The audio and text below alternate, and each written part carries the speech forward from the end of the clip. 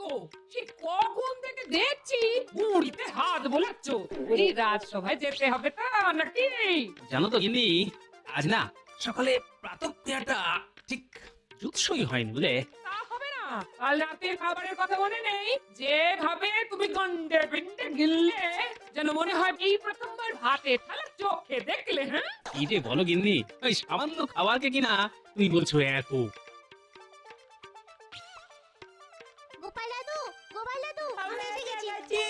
আরে টুটি, তোদের দাদুর যেমন রাজসভায় যাওয়া ডকে উঠেছে, তোদের পড়াশোনাও তেমনি শিখে উঠলো নাকি? কেন দিদা?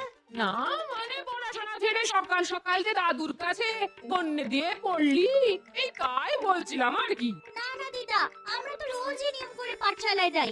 জানো তো, এখন আমাদের পাঠশালায় ইংরাজি শেখাচ্ছে। বাহ, এটা খুব ভালো কথা।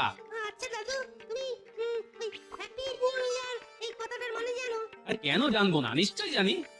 তাহলে বলো তো দেখি। শোন, আমরা যেমন নতুন বছরকে নববর্ষ বলি, ঠিক তেমনি ইংরেজরা তাদের নতুন বছরকে হ্যাপি নিউ ইয়ার বলে। বাহ দাদু, তুমি তো দেখছি অনেক কিছু জানো। জানার জন্য জীবন। যাই হোক, কদিন পরেই তো নিউ ইয়ার, মানে ইংরেজি নববর্ষ। আমরা সবাই মজা করবো, বুঝলি, হই হুল্লোড় করবো। কি মজা, দারুণ মজা। তাহলে আমরা সবাইকে হ্যাপি নিউ ইয়ার বলবো। আরে বলবি বই কি, আর শুধু তোরাই নয়, তার সাথে আমিও সবাইকে বলবো হ্যাপি নিউ ইয়ার। বেশ মজা হবে। দারুণ মজা হবে।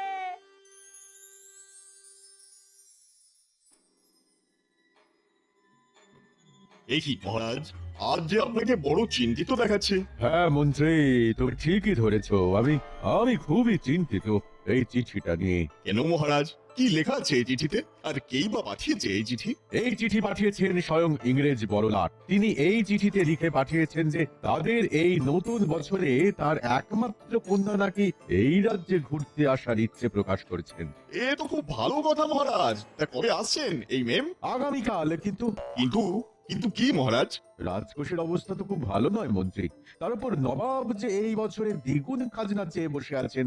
এখন তুমিই বলো, যদি এই ইংরেজ মেম সাহেবের তদবির ঠিকঠাক করতে না পারি, তাহলে তো ইংরেজ বড়লাট আমার গর্দান নেবেন। মহারাজ, যদি কিছু মনে না করেন, তাহলে আমার মাথায় একটা দারুণ বুদ্ধি এসেছে। তা এতক্ষণ বলোনি কেন মন্ত্রী? তাড়াতাড়ি বলো। হ্যাঁ মহারাজ, আপনার যে বিষ পুকুরটা আছে না, সেটা আপনি রাজা কৃষ্ণচন্দ্রকে বেচে দিন। এই তুমি কি বলছো মন্ত্রী? তুমি তো খুব ভালো করেই জানো যে ওই বিষ পুকুর এক অভিশপ্ত পুকুর, যেখানে একবার কেউ পা দেয় সে তো আর ফিরে আসে না। সেই জন্যই তো বলছি মহারাজ, আপনি একবার ঠান্ডা মাথায় ভেবে দেখুন। ওই পুকুর তো আপনার এমনিতেই অব্যবহারযোগ্য। যদি ওই পুকুরটা আপনি একেবারে বেচে দিতে পারেন,